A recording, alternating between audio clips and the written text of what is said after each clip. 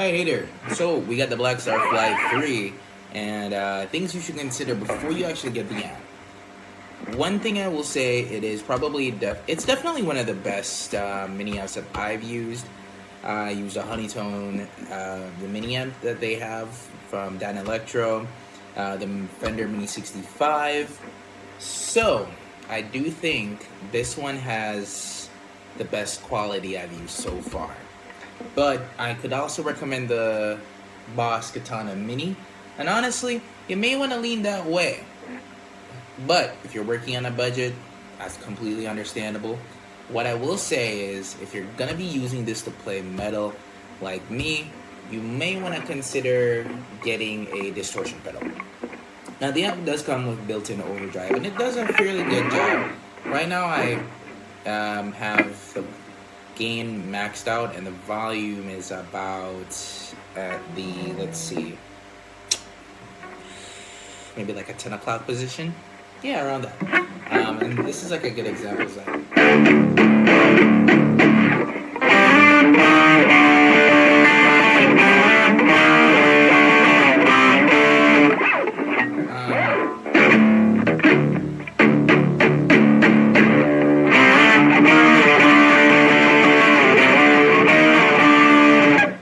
So it sounds, again, it sounds pretty good for a mini amp that has 3-inch speakers in it. But when you go up in volume, it doesn't sound as stretchy to me.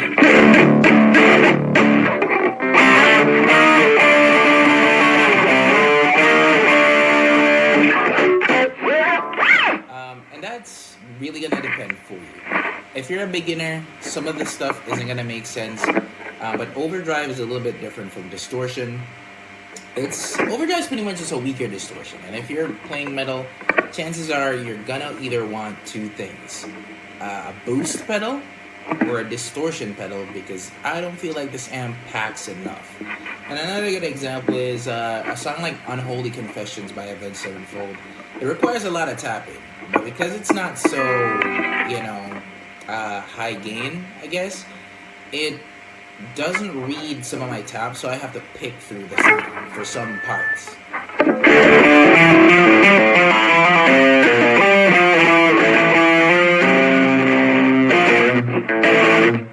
Now that might not be a big deal for you. If you think this sounds great, then by all means go ahead. If it is that you get it, I just recommend getting like a $20 distortion pedal. You can get one from brands like Azor or Behringer. For like $20-$30. I really don't spend a fuck ton of money on getting something way more expensive, but I'm just letting you know.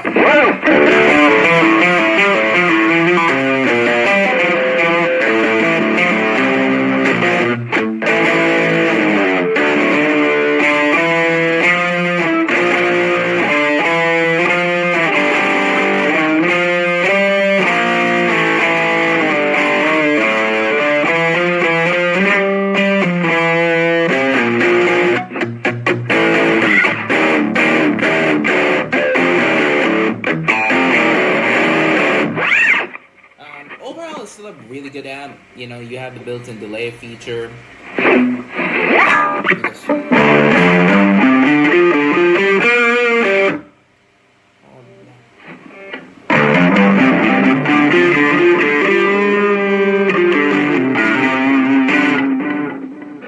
So, honestly, I can't really say anything wrong or bad about the amp.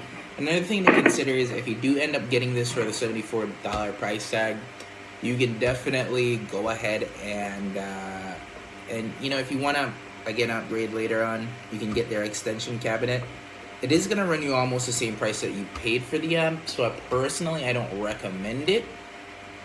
Since this is just a 3-watt amp at the end of the day, I don't think the extension cabinet is going to make that any better. What I would recommend though, since it does come with a built-in audio jack and an output jack, you can definitely use like a Bluetooth speaker or a speaker of any sort to just get a better sound or a louder sound out of this if you want. Another great feature about the amp is that you can plug something into the input jack, and you can just practice alongside like any song that you are currently trying to learn. So, or if you have like a backing track or something, you can definitely play it through this while you run some solos over it. So overall, it's a really good amp. It takes like 6 or 7 AA batteries if I remember, and you can of course get a power supply to run that. So yeah, by all means, pick it up. It's really good for the price. I honestly can't say anything bad about it. Only that I am going to be getting a distortion pedal just because I need like a grungier sound. But that's just me. It definitely doesn't have to be you. Yeah. Anyways, have a good one.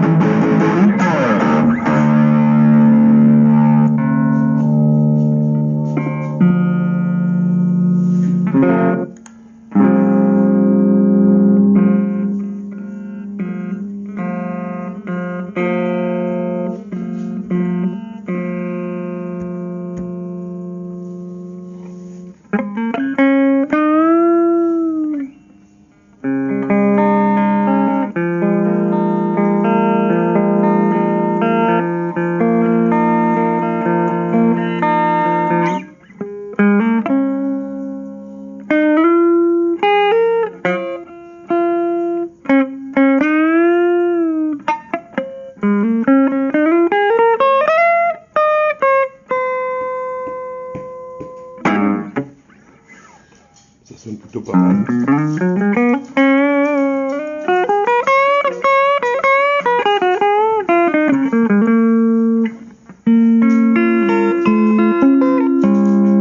Il y a un petit délai. Le delay est assez sympa. Là, il est au plus haut.